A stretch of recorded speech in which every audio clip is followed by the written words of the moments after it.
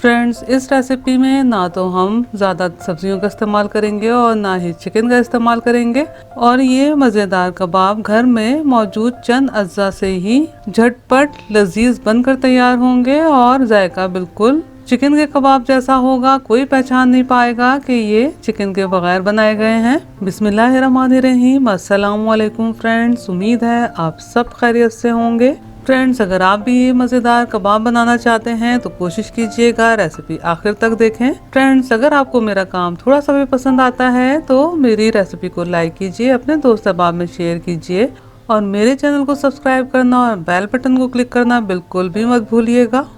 ये एक स्लाइस लिया है, स्लाइस पर थोड़ा पानी डाल के स्लाइस को थोड़ा भिगो लेंगे और फिर बहुत अच्छे से हाथ की मदद से निचोड़ लेंगे ताकि इसमें से पानी बहुत अच्छे से निकल जाए और स्लाइस भी सॉफ्ट हो जाए।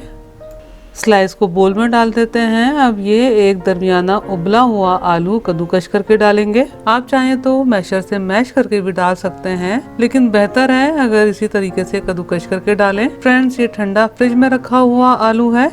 अगर आलू उबाल के ठंडा करने के बाद 3-4 घंटे के लिए छिलके समेत फ्रिज में रख दिया जाए और फिर उसके बाद इस्तेमाल किया जाए तो आलू थोड़ा लेसदार सा हो जाता है और आलू से बने बैटर को हैंडल करना आसान हो जाता है, यानी कि बैटर गीला गीला बनकर तैयार नहीं होता। इसमें ये उबला हुआ अंडा कद्दूकश करके चिकन की जगह शामिल कर रही हूँ। अंडे को उबाल के मुकम्मल तौर पे पका लेना है, यानी कि 100% पका हुआ अंडा होना चाहिए। इसमें ये हाफ टी स्पून नमक शामिल किया है, हाफ टी स्पून पिसी हुई लाल मिर्चें, हाफ टी स्पून कुटी हुई लाल मिर्चें। नमक मिर्चें आप हस्बे जायका इस्तेमाल कीजिएगा।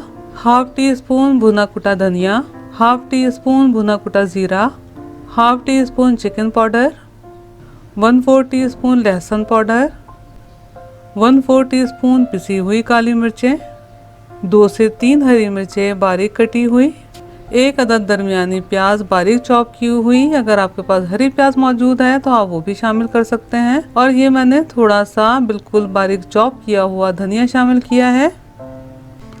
अब इन तमाम अज्जा को आपस में बहुत अच्छे से मिक्स कर लेना है। फ्रेंड्स, यकीन जानिए ये घर में मौजूद अज्जा से बहुत मज़ेदार कबाब बनकर तैयार होते हैं।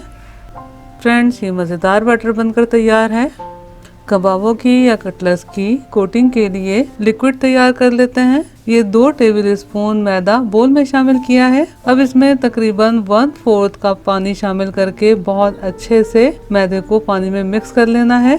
इसी तरह थोड़ा थोड़ा पानी डालते हुए मैदे को पानी में घोलेंगे ताकि बहुत आसानी से घुल जाए।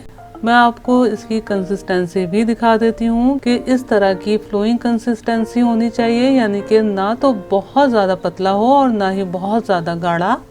अब इस तरह से हल्का सा पानी या कुकिंग ऑयल हाथ में लगाकर कबाब बनाना शुरू करते हैं। आप अपने हिसाब से छोटे या बड़े कबाब बना सकते हैं।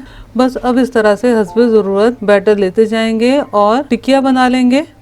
टिकिया को पहले मैदे के बैटर में बहुत अच्छे तरीके से कोट करेंगे। अब बहुत अच्छे तरीके से ब्रेड क्रम्स में कोट कर लेंगे। ये फ्राई करने के लिए टिकिया बनकर तैयार है। बस इसी तरह सेम प्रोसेस से तमाम टिकिया तैयार कर लेंगे।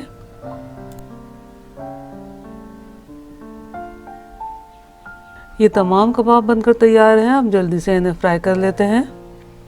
कबाबों को हमने शैलो फ्राई करना है तो हस्बे ज़रूरत कुकिंग ऑयल मीडियम फ्लेम पर बहुत अच्छे से गर्म हो गया है। अब पैन के गुंजाइश के हिसाब से कबाब शामिल करेंगे और मीडियम फ्लेम पर ही अलट पलट करते हुए अच्छा सा गोल्डन कलर आने तक फ्राई करेंगे। फ्रेंड्स, ये कबाब या कटलेट बहुत अच्छे से फ्राई हो गए हैं। अब इन्हें निकाल लेते हैं। मैं आपको तोड़ के भी दिखा देती हूँ कि कितना अच्छा अंदर से इसका टेक्सचर आया है।